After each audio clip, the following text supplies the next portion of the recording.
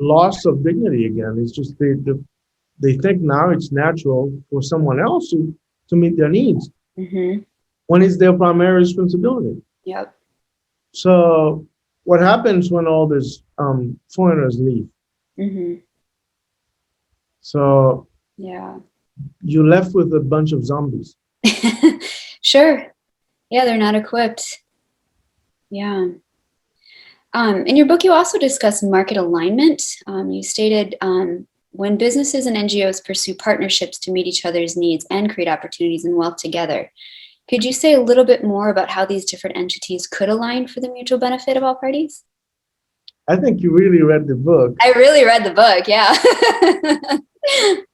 Yeah. You know, when we were writing this book, I thought no one was going to read it. Nope, I read it. I can show you highlighting. Yeah, I met another man, and he had highlighted every single word. I said, wow. Yeah. Okay. That's very encouraging because we wrote the book for that reason. Yeah, exactly. To bring people to this thing they already know. Right. It gives it language to this concept. I think that's powerful. It helps to just sort of articulate, this is why this matters and this is why this is important. Exactly. So, yeah. Exactly. Yeah. Yeah. Market alignment is part of the solution. Market alignment is to, earlier I was talking about the misalignment that exists when you take a lot of donations and make it work in a market system that's supposed to work on transactions. It's like, okay, I'm going to put water in my car. Right? Not going to work. It's made to work with gas and now electricity. Yeah. Okay. Same with the market system. It's made to progress with healthy, balanced transactions. Sure. So when you put something else and you keep putting something else into it, it produced a perverse effect. So it produced the opposite effect of what it was intended to do. That's what you have in Haiti. Yep. Okay. So market realignment is to bring back the transactions into the market system, to make it healthy, to create the virtual cycle, to remove the unfit part of the system. Right. All the system, life is a bunch of systems, right? The systems of the human body, it's a bunch of systems. Urinary systems, digestive systems, and it's a bunch of systems interacting with each other. That's what the body is. So the market system is the same way. It's a bunch of systems working to the financial system, PR, all of that come together to work. And donation come boom. Okay. The realignment is to remove donation by transactions. Okay, I'm going to wipe out the carburetor, clean it out, and start putting gas into it. So we're not going to have a lot of gas and a lot of momentum right away, but at least we start on the wrong track.